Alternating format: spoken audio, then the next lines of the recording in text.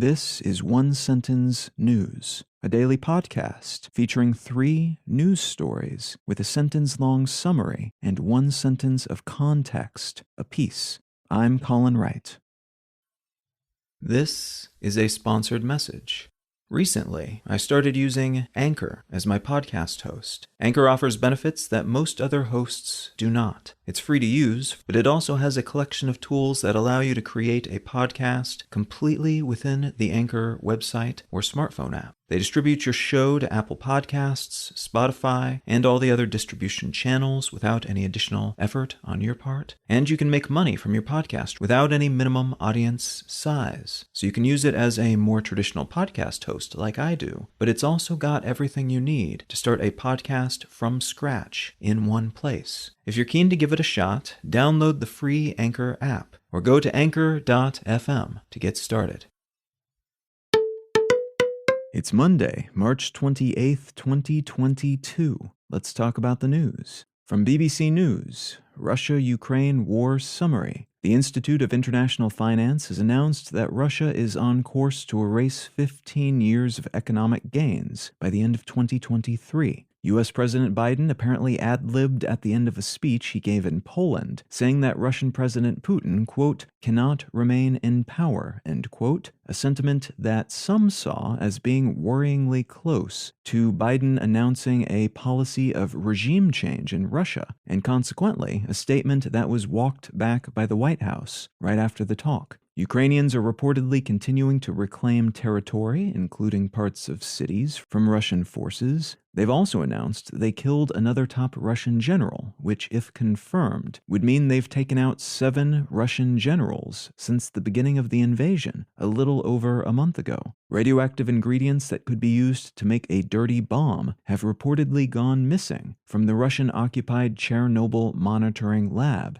and Russian officials are now claiming that their primary military objectives have been completed in Ukraine, which many international observers are seeing as a strategic and messaging pivot from an attempt to essentially conquer Ukraine to instead trying to reinforce their holdings in the southeastern portion of the country. Ukrainian President Zelensky has asked Qatar, among other energy-rich nations, to help fill the gaps left by Russia's now fairly ostracized energy companies in Europe, though the EU did make a recently announced deal with the US to buy tanker-delivered liquefied natural gas to help flesh out their increasingly depleted energy mix. And though Russia has far fewer buyers than usual, China and India have been happily scooping up all the cheap Russian oil that Europe is no longer claiming. From Reuters, Ethiopia's Tigray region says it will observe humanitarian ceasefire. The government of Ethiopia has announced a unilateral ceasefire in its conflict with a separatist group in the northern Tigrayan part of the country, and that separatist group, the TPLF, has said they will respect the ceasefire as well.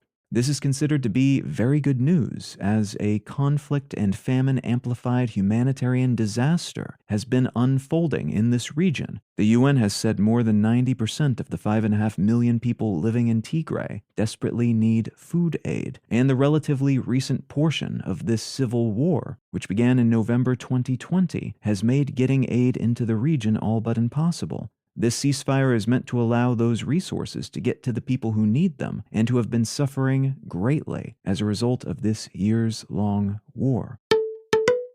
And from phys.org, scientists find microplastics in blood for first time. A new study published in the Environment International Journal found microplastics in the blood of 80% of the samples they examined. About half of the blood samples examined showed traces of the type of plastic found in drink bottles called PET, and more than a third contained polystyrene, which is used in disposable food containers and packing materials. It was assumed microplastics, which are found throughout our modern environment pretty much everywhere, were probably also in our blood, but this is the first scientific confirmation and quantification of that assumption. And while we don't know if these blood-borne microplastics are causing damage to our bodies, and if so, what kind of damage, yet, there's a good chance this study will serve as a baseline and excuse for other near-future studies into those specifics. If you're finding some value in One Sentence News, consider leaving a quick review wherever you get your podcasts and/or sharing the show with a friend. You can find out more about this show or subscribe to the email version at onesentencenews.com. And you can support this and other related projects, like the Let's Know Things and Brain Lenses podcasts, at understandery.com.